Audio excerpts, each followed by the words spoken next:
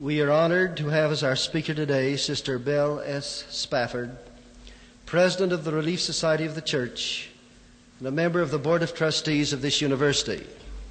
Married to Willis Earl Spafford, they are the parents of 2 children. Sister Spafford is presently the honorary past president of the National Council of Women, having served for 2 years as president of this great organization, which has a membership of approximately 16 million. She's also the president of their Constitutional and Bylaws Committee. Sister Spafford was born in Salt Lake City, received her education at the Latter-day Saints University, the University of Utah. She taught in the Salt Lake City schools, became a grade supervisor, later a special instructor for remedial work in the BYU Training School. She received the BYU Distinguished Service Award in 1951 and an honorary Doctor of Humanities degree in 1956 from this university. After serving on stake Relief Society boards, she was called to the General Board of the Relief Society and named editor of the Relief Society magazine. She became a counselor to President Amy Brown Lyman in 1940, and in 1945 became president of the Relief Society. This organization is the oldest active women's organization in the United States and currently has a membership of almost 400,000. May I add a very personal note? For several years, Brother Bruce Clark and I were kind of adjunct members of the Relief Society as we prepared lessons, cultural refinement lessons for them. During that time, we were constantly impressed, almost overwhelmed, by the ability and devotion of those with whom we worked, and our respect and affection for Sister Spafford and those who work with her are really without reservation. We shall now turn the time over to Sister Belle S. Spafford.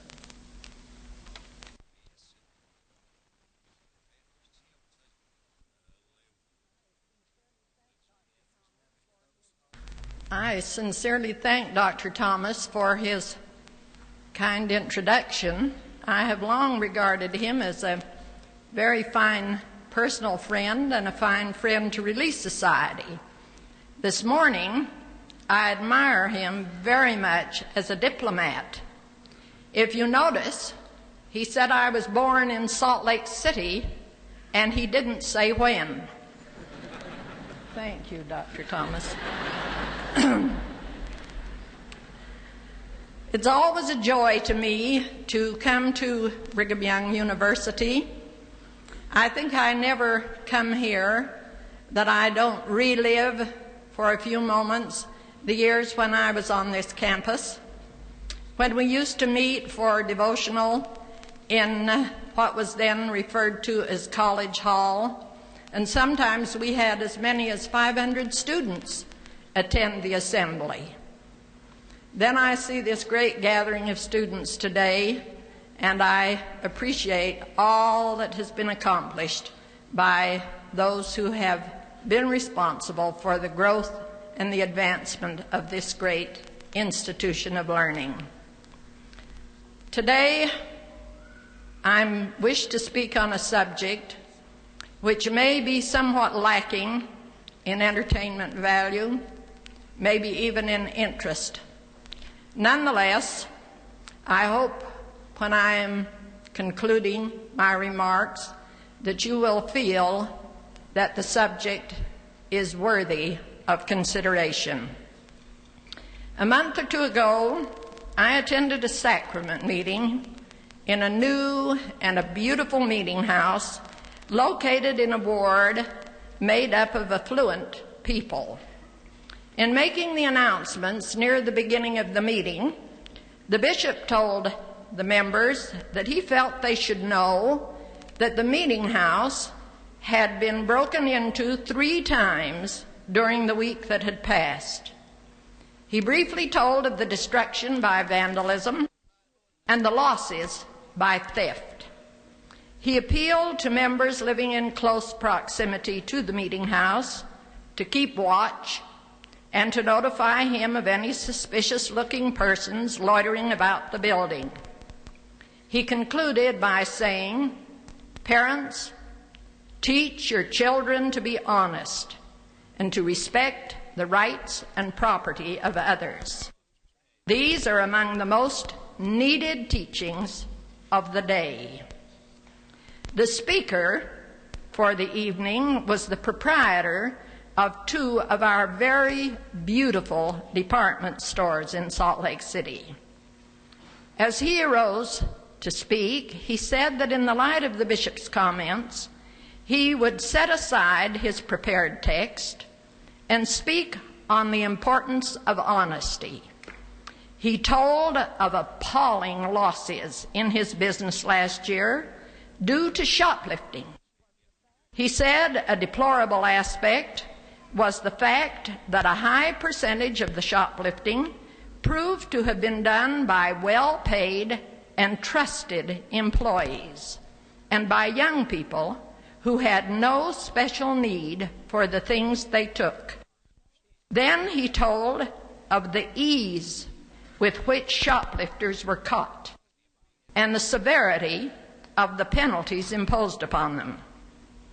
He concluded his remarks by saying, "Personally, I question the intelligence of any person who would engage in this form of dishonesty."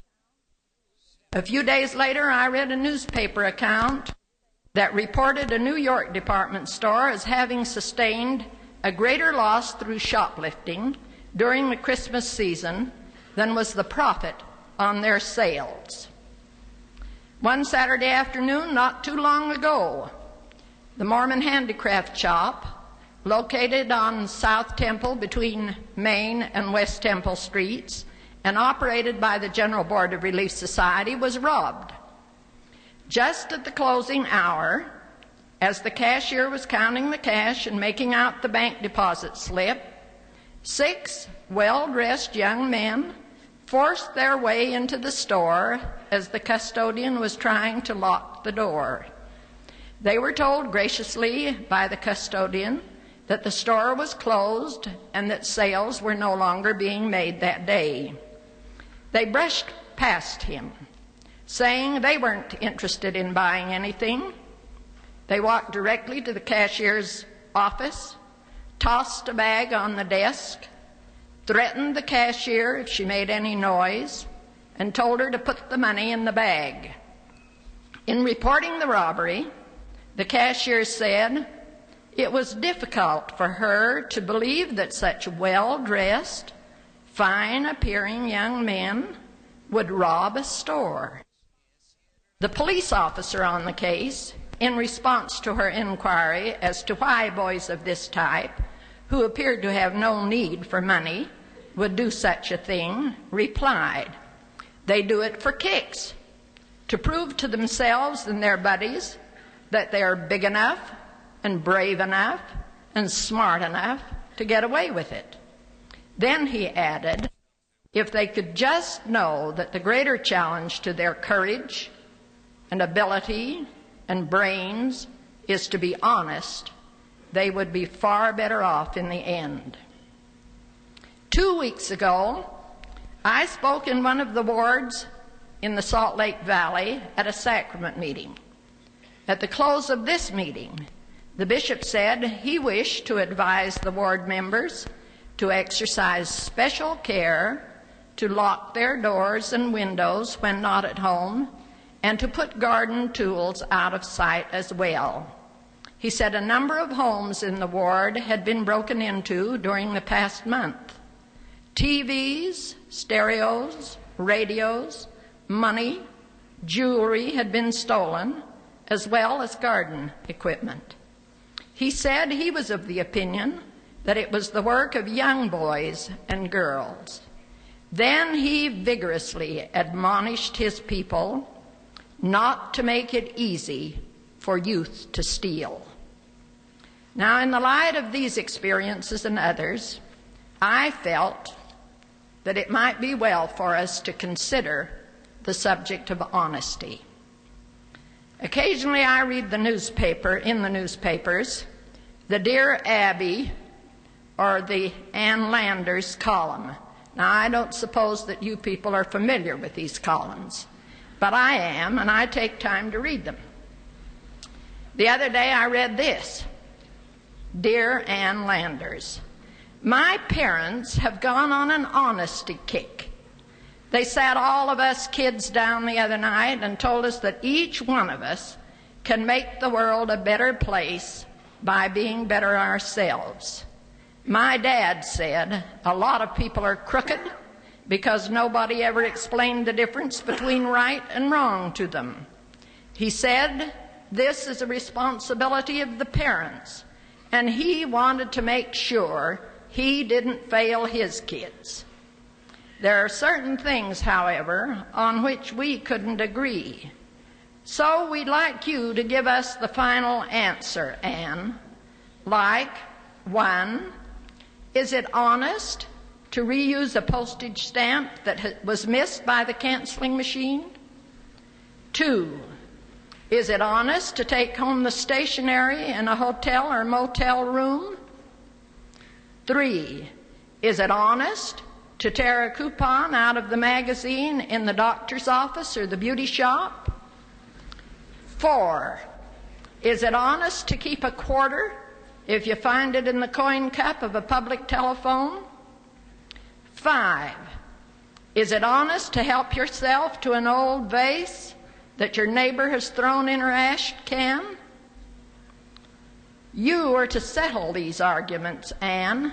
Now, what do you have to say?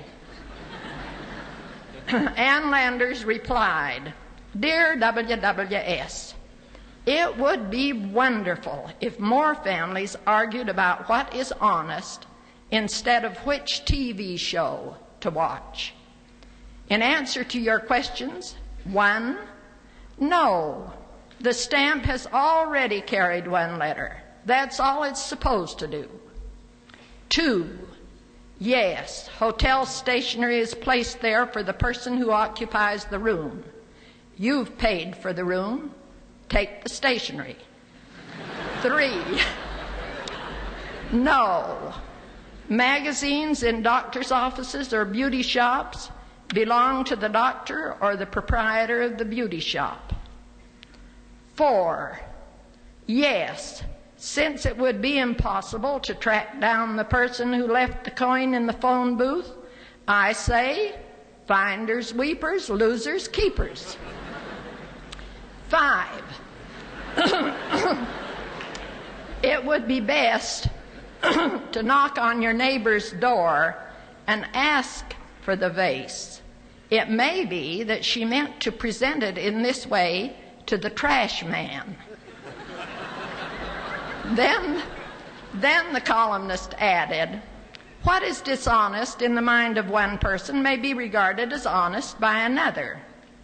I have found a good measure of honesty to be, does it do an injustice to another by word, deed, or implication?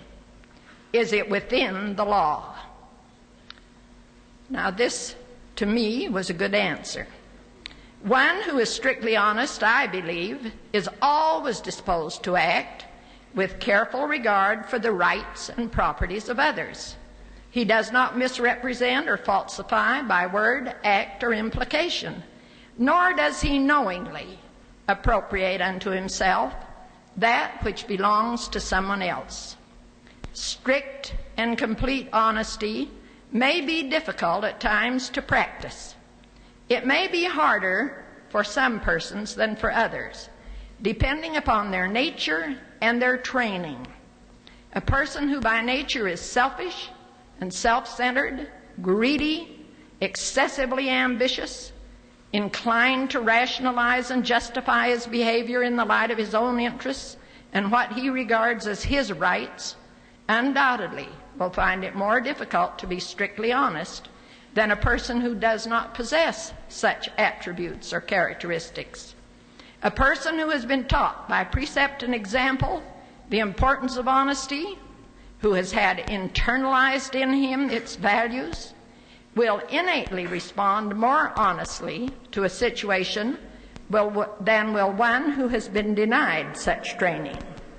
Therefore, fortunate indeed is the person who has been taught to be honest.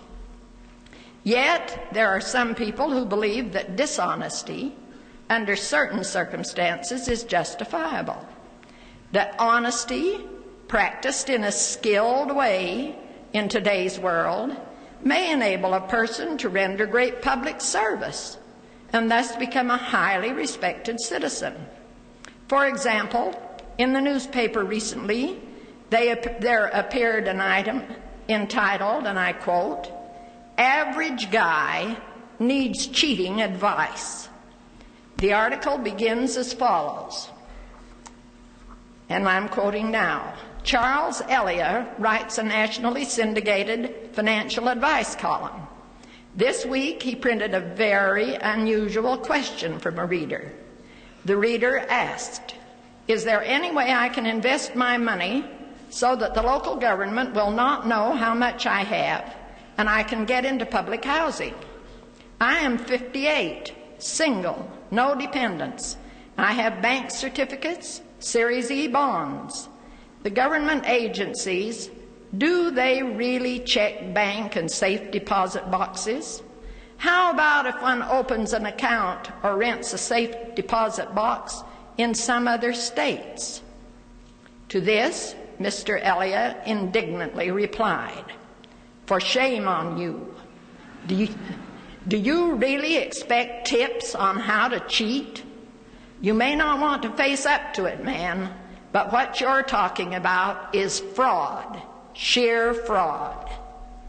Then the writer of the article continues, and I'm quoting again.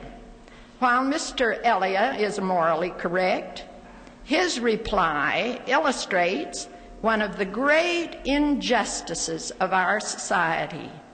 All up and down Chicago's LaSalle Street, you can find experts and specialists who will provide sound, reliable advice on how to cheat at almost anything.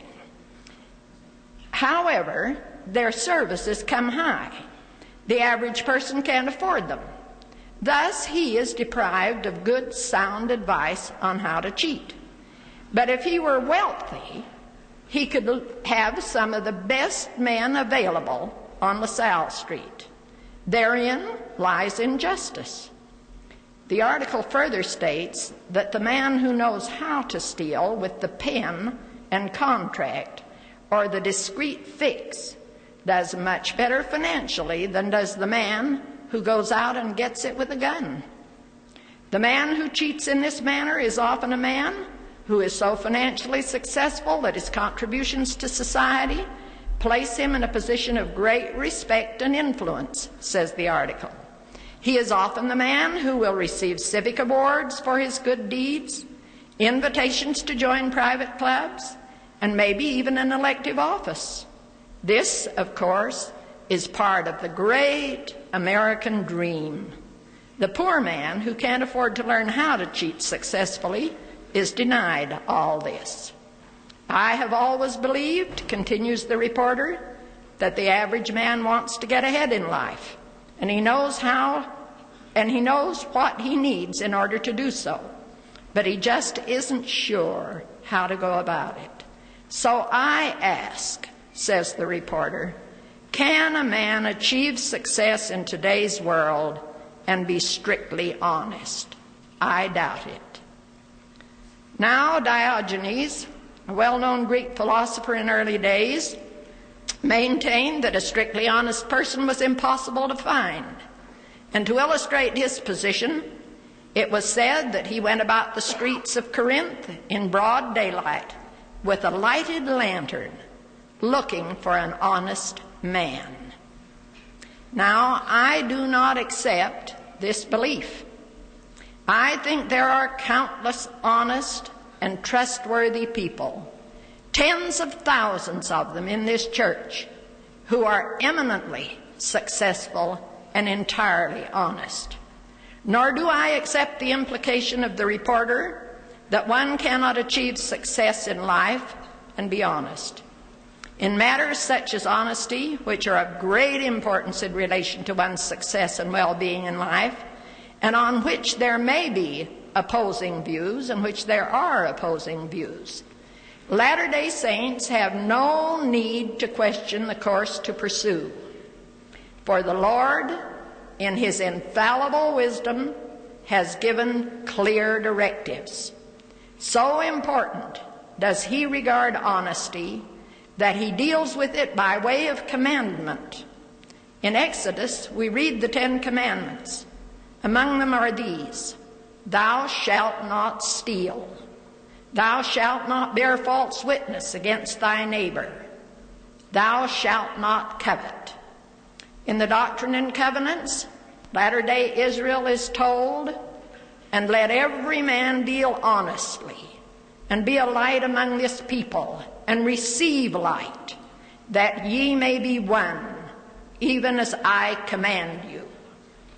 In Proverbs, the prophet Solomon reminds us of 7 things the Lord hates as follows: These 6 things doth the Lord hate, yea, 7 are an abomination unto Him: a proud look, a lying tongue, and hands that shed innocent blood, a heart that deviseth wicked imaginations, feet that be swift in running to mischief, a false witness that speaketh lies, and he that soweth discord among his brethren.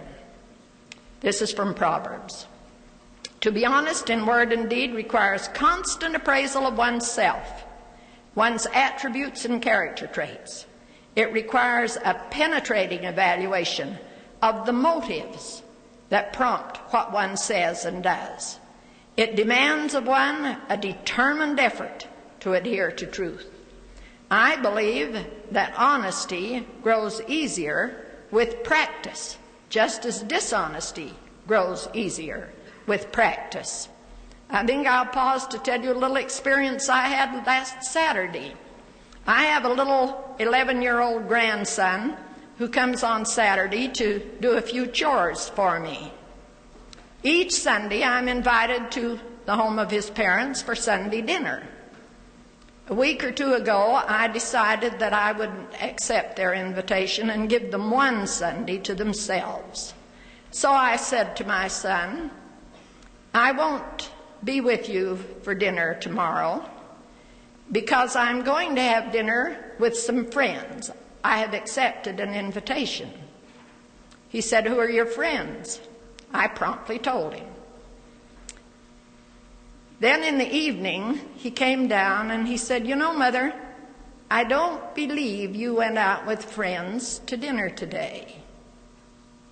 He said, I think you were lying to me. And I had to confess that I was. I said to the little boy last Saturday, how do you suppose that your father knew I was telling a lie? And the little fellow looked up at me in surprise and he smiled and he said, oh, Grandma, anybody could tell when you're telling a lie. You don't keep in practice. Well, I feel also that an awareness of the satisfactions and joys that come from honest conduct is an effective motivating power. Not the least of these satisfactions, believe me, is an easy conscience. So we should train ourselves to be sensitive to the satisfying aspects of honesty. By way of illustration, may I read you an excerpt from a letter written me by a New Zealand missionary about a year ago. And I quote from the letter. This is perhaps the last letter I will write you from New Zealand. I expect my release in 2 weeks. A mission is a valuable experience for a boy. I will always be grateful to my bishop and my parents for the opportunity they afforded me. At times it has been quite difficult for me. I had poor study habits when I came into the mission field. I have had to learn to study, but I have studied and worked hard, and I have tried to be conscientious in obeying mission rules.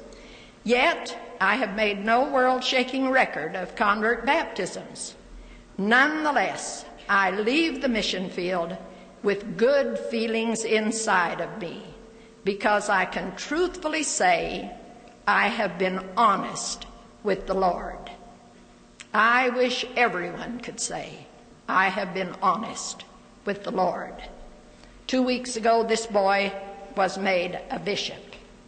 Now, in contrast to this, in January of this year, a mother came to see me, troubled over what she thought was the dishonesty of her 18-year-old boy.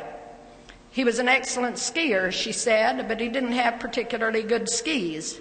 The mother, a widow, had hoped to buy him a new pair for Christmas, but the cost proved to be prohibitive.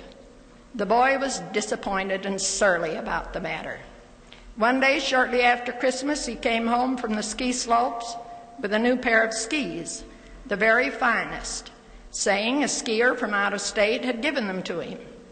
The man had had an accident, he said, on the mountain slopes, and the boy had helped him down. The man, shaken from his fall, had said, according to the story of the boy, that he would never put on a pair of skis again in his life. Then, in appreciation for the boy's help, the boy said the man had said to him, "Take the skis."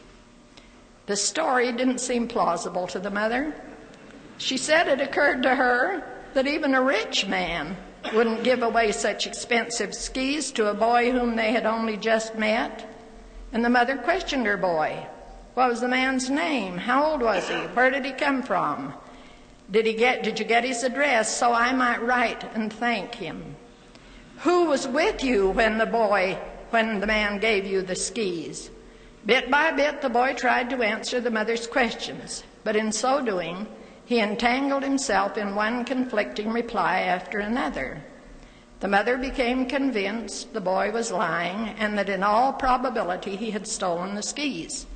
She said to me, "I stand ready to have that boy severely punished for his own good." And she asked for counsel in how to proceed. Now, it might be of interest to you to know that the boy was caught. He confessed. The courts served sentence upon him, and he had a difficult time meeting the requirements of that sentence. I said to him one day, "You really paid the price, didn't you?" He said, "Sister Spafford, I paid the price before I was ever caught. I paid it in a guilty conscience and the loss of my self-respect." Think about that. The entanglements of lying, of dishonesty, bring sorrow and bondage. The Lord, who regards dishonesty as sin, warned us of the entanglements of sin, which would rob us of our liberty, saying, "Abide ye in the liberty wherewith ye are made free. Entangle not yourselves in sin, but let your hands be kept clean." Dishonesty takes on many forms: lying, cheating, stealing, misrepresentation, covetousness, the bearing of false witness, and similar evils. Dishonesty asserts itself in such things as plagiarism, the act of passing off as one's own the ideas, words, or writings of another. This, to me, is an unfair form of dishonesty, one that has given rise to extensive and costly copyright regulations. Time is a valuable commodity, which people often deal with dishonestly. For example, they come to work late or slip away unnoticed earlier than the closing hour. They prolong the rest or lunch periods beyond the time allotted. They waste time on the job by failing to apply themselves to the work at hand. A short time ago, we had to dismiss a highly competent secretary primarily because of her dishonesty with time. Later, when asked for a letter of recommendation, as this secretary sought employment elsewhere, we could only be honest by speaking of her competency, but also pointing out that she needed strict supervision insofar as the honest use of her time was concerned.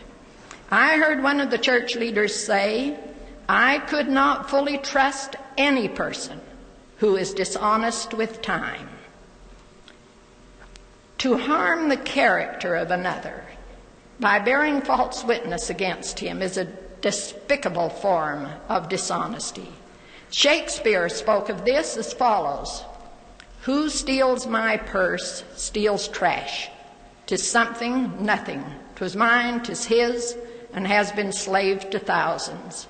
But he that filcheth from me my good name robs me of that which not enriches him, and makes me poor indeed." Deliberate evasion in the payment of honest debts is a growing form of dishonesty. I am told that a growing number of students who borrow money to finance their higher education are failing to repay the loans. The major causes of default apparently stem from the fact that many student borrowers fail to grasp that they have undertaken a serious legal and moral obligation. A recent survey showed that negligence and deliberate evasion were the two primary reasons for student failure to repay loans.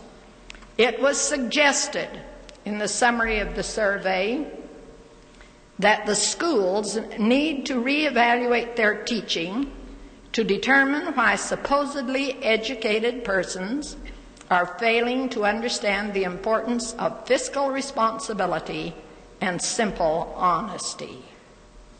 When to uphold and stand firm on what he knows to be true, because it might temporarily interfere with his popularity or might bring criticism, ridicule, or persecution against him, is a cowardly form of dishonesty.